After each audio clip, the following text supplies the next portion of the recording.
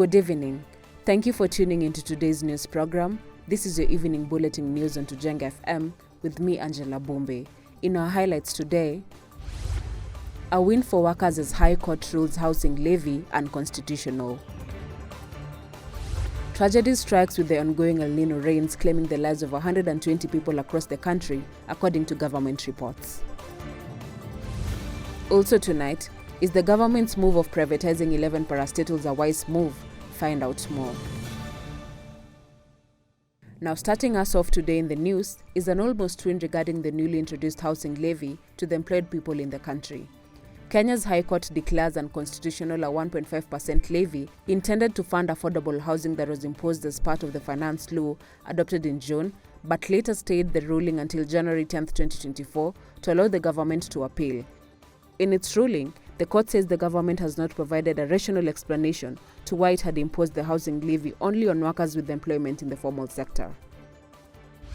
It is with sadness that we announce the death toll caused by the El Nino floods has surpassed the 100 mark. A command center for flood emergency response and communication has been set up at the National Disaster Operations Center in Nyayo House to document and report all floods disaster information from across the country. Currently, Tana River, Wajir, Garissa and Mandera have been identified as the worst hit, while 120 people have died. 10 counties including Isiolo, Samburu, Kwale, Homa Bay, Makueni, Tharaka Nithi, Lamu, Taita Taveta, Meru and Kisumu are on high alert. Coming up shortly after the break is the business news. Stay tuned. Welcome back. The National Treasury and Economic Planning Ministry has published a list of 11 state-owned enterprises it seeks to finalize their privatization by end of the year. The 11 identities for the planned divestiture include profit-making Kenya Literature Bureau, Kenya International Convention Center, Kenya Seed Company Limited, Kenya Pipeline Company, and New Kenya Cooperative Creameries. According to Treasury, the privatization and restructuring of the firms is expected to help the government raise additional revenue, cut demand for government resources by the firms, improve the country's regulatory environment, encourage private sector participation in the economy, and spur competition.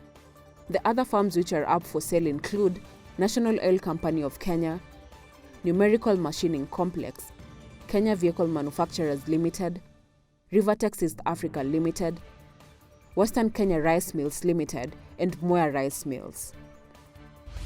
The Kenya shilling's exchange rate depreciation against the US dollar and a tough business environment have continued to drive more listed firms, especially those that rely on imported raw materials, to issue profit alerts. A profit alert is a warning declaration issued by a listed company that warns investors that the profit of the company will significantly decline or even run into a loss. As of today, Crown Paints Kenya and WPP Scan Group have become the latest casualties to issue profit warning alerts this year. Others are Nation Media Group, Sasini, and Khan General. We now turn our attention to the global stage, where spotlight shines on a forthcoming event of international significance, COP28. This isn't just a gathering, it is a defining moment in the globe's ongoing quest for a sustainable future. As anticipation builds for COP28, nations are rallying together to confront urgent environment challenges head-on. This conference is set to address critical issues including climate change, biodiversity loss, and sustainable development. With delegates, experts, and world leaders converging, there's a palpable sense for expectation for concrete commitments to protect our planet.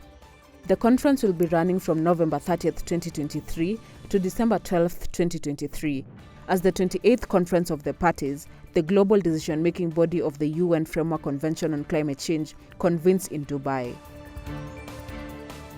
That wraps up our international segment. Don't go anywhere. We have more news to cover right after this short break. Welcome back.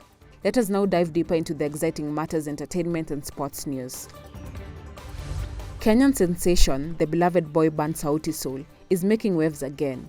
Comprised of the talented Bien, Savara, Chimano and Polycarp, they're gathering up for an unforgettable event, the Soul Capital Experience. This exclusive gathering offers fans a rare chance to catch all four members together on stage as they celebrate their Capital Club membership and perform together as they part ways.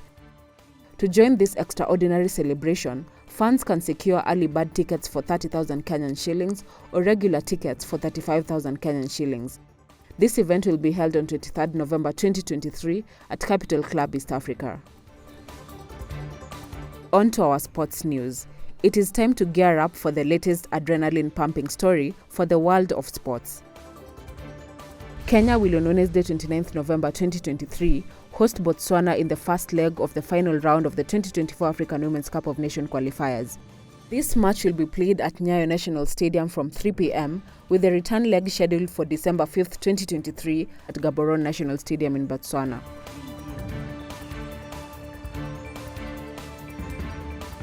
And now to the weather forecast.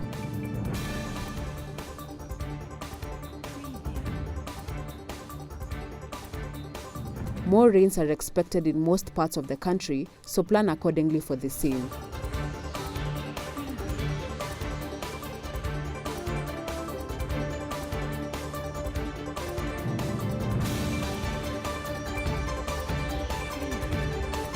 Thank you for joining me, Angela Bombe, for today's bulletin.